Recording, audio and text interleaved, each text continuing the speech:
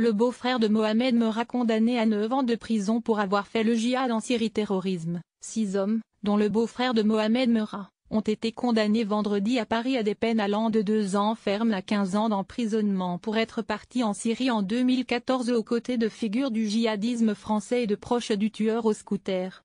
Les prévenus, jugés pour association de malfaiteurs terroristes, faisaient partie d'un groupe de Toulousains et Albigeois partis début 2014 en Syrie.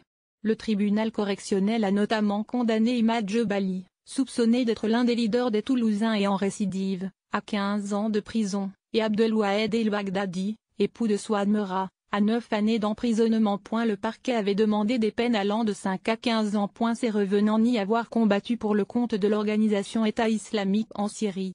La plupart ont expliqué être rentrés en France car la réalité sur place ne correspondait pas à leurs aspirations. L'un des prévenus assure avoir fait de l'humanitaire en Turquie. Jebali, El-Baghdadi et un converti albigeois, Galmriz, ont connu un retour mouvementé. Ils s'étaient retrouvés dans la nature après leur expulsion de Turquie vers la France, sans personne pour les interpeller, à la faveur d'un retentissant cafouillage franco-turc.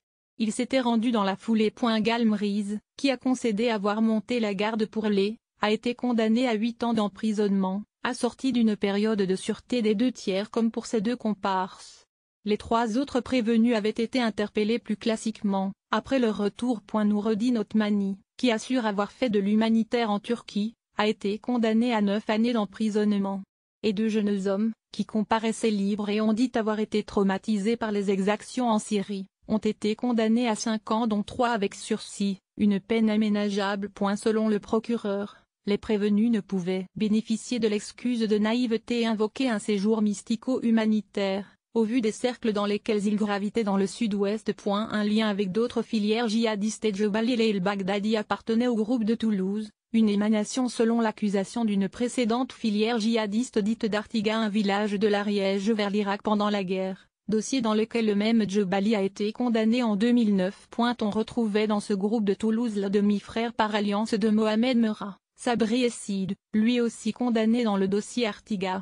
Mais également Jean-Michel Klinky, avec son frère Fabien, a été la voix de la revendication des attentats parisiens du 13 novembre 2015. C'est une autre figure du djihadisme dans le sud-ouest, l'albigeois Thomas Barnoin, là encore condamné dans l'affaire Artiga, qui faisait office de trait d'union entre les 2 groupes de Toulouse et Albi. Barnoin, Lebrun, Klein et Essid seraient toujours en Syrie, vivants ou morts. Lire aussi, ces mesures de l'état d'urgence absentes de la loi antiterroriste et ce que ça signifie tous les matins. Recevez gratuitement la newsletter du HuffPost. À voir également sur le HuffPost. Envoyer une correction.